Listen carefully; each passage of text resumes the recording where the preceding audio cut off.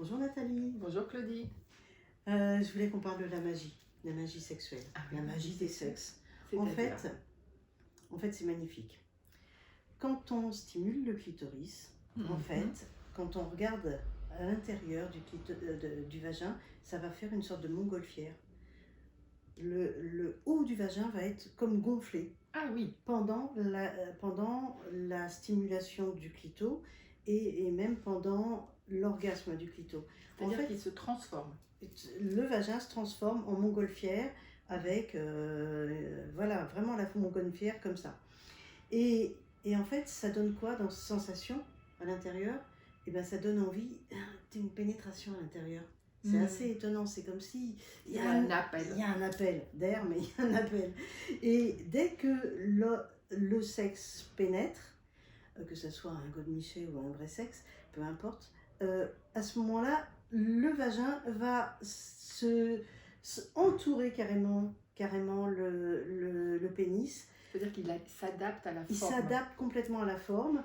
Et d'ailleurs, il n'y a plus donc la montgolfière. Et par contre, il y a même quelque chose qui est intéressant. Tu es habitué à avoir un homme très grand. Et tu te retrouves avec un homme qui a une taille de sexe plus petit. Et bien, au bout de quelques semaines, tu vas avoir ton vagin qui va se mettre à la taille du partenaire.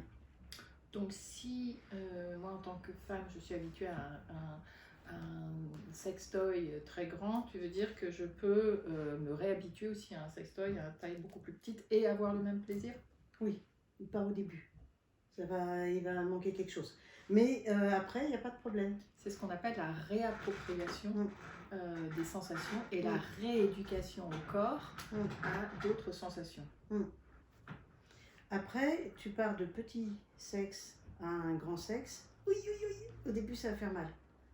Bah oui, parce que ça va buter contre le voilà, parce que le vagin est adaptable.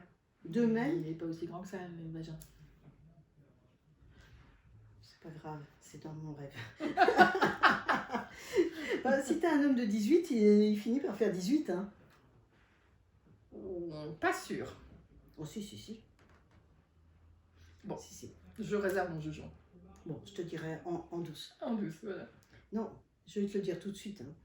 Hein. C'est ma mère qui m'avait dit ça. Elle a été voir une gynéco qui a dit « Oh, votre vagin est trop long, il faudrait qu'on l'opère. » Tu dis quoi?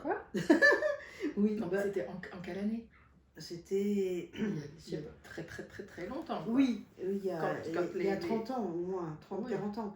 Et elle avait effectivement un homme qui faisait 20 cm, donc c'était normal qu'elle soit longue. Donc tu vois que ça peut aller loin. Ok, mais normalement la taille de vagin c'est à peu près 8 cm, quoi. 8-10 cm, 8-9, et qui peut gonfler aussi, s'étirer avec sous le plaisir et la stimulation et les préliminaires, d'où l'importance des préliminaires aussi, enfin, en tout cas de l'excitation. Et de même, le sexe de l'homme s'adapte à la forme du fourreau.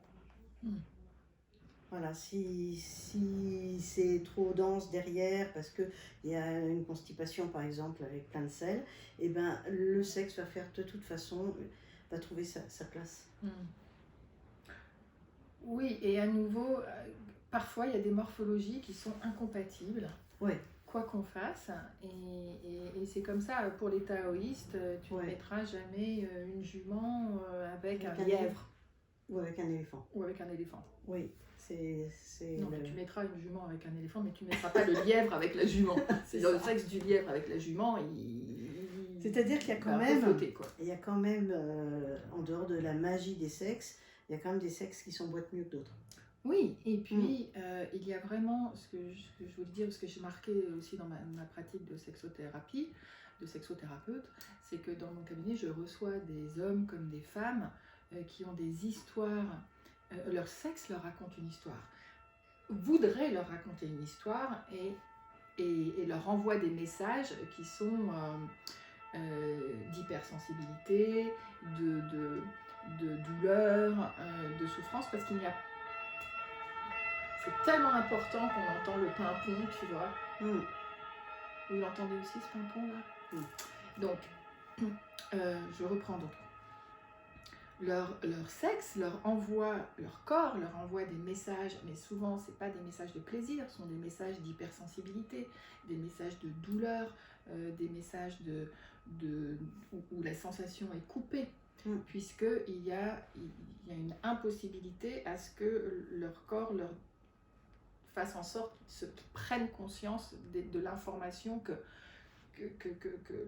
qui est contenue dans le vagin, qui est contenue dans le pénis. Il y a des blessures profondes.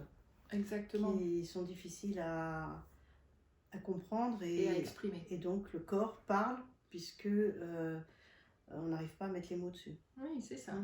Et souvent, c'est pouvoir accompagner dans une sorte de méditation pour aller vers cet endroit qui souffre, de façon à rétablir les canaux de communication interne et que la personne puisse être en mesure à prendre conscience des enjeux ou de l'histoire qui se joue en elle. Donc c'est magique, mais dans la pathologie, c'est-à-dire que ça nous ennuie exprès pour qu'on puisse aller jusqu'au bout de l'émotion et qu'on essaye de l'évacuer. Oui, c'est ça. Parce que sinon, on reste... C'est vers la compréhension. Ouais, et de la compréhension naît la compassion et naît enfin, je peux établir un moyen de communication avec mon corps qui n'est pas dans tu m'énerves mon corps, je te déteste mon corps, pourquoi est-ce que tu me fais ça, et qui est plutôt ah ben je comprends pourquoi tu as mis ce système de défense en place. Et donc cette compréhension, elle se fait à l'intérieur de soi, du coup se libère et se décharge beaucoup de blocages. Et puis après peut réentraîner une énergie qui va à nouveau circuler en soi et qui ne va plus se manifester par la souffrance, mais par le plaisir et par juste la saveur d'être avec ce qui est dans la sensation. Ouais, des fois, il faut être aidé par des thérapeutes quand même. Ouais, très souvent. Quand ça devient très très bloqué, très douloureux, avec une hypersensibilité du gland, que ce soit le clitoris ou le pénis, ça existe. Et c'est lié à des émotions qui n'ont pas été dites, qui sont enfouies. C'est comme la maladie qui veut dire mal à dire. Dès qu'on peut dire, en fait, on a moins mal. Voilà, et après, on n'est pas toujours guéri, mais on avance déjà un pas vers la guérison. Et c'est la prise de conscience qui est le premier chemin vers la réparation. Donc n'hésitez pas à consulter un message si il y a quelque chose qui est plus grand que vous et qui ne passe pas, puisque ça va vous permettre d'être accompagné sur ce chemin d'une écoute plus fine de vous à vous, et pas simplement aller chercher l'écoute vers l'autre. T'as vu, on est parti sur quelque chose de léger, on arrive sur quelque chose de plus dense. Mais c'est pas grave, c'est comme ça la vie. À bientôt. Allez, ciao pour de nouvelles vidéos. Bye.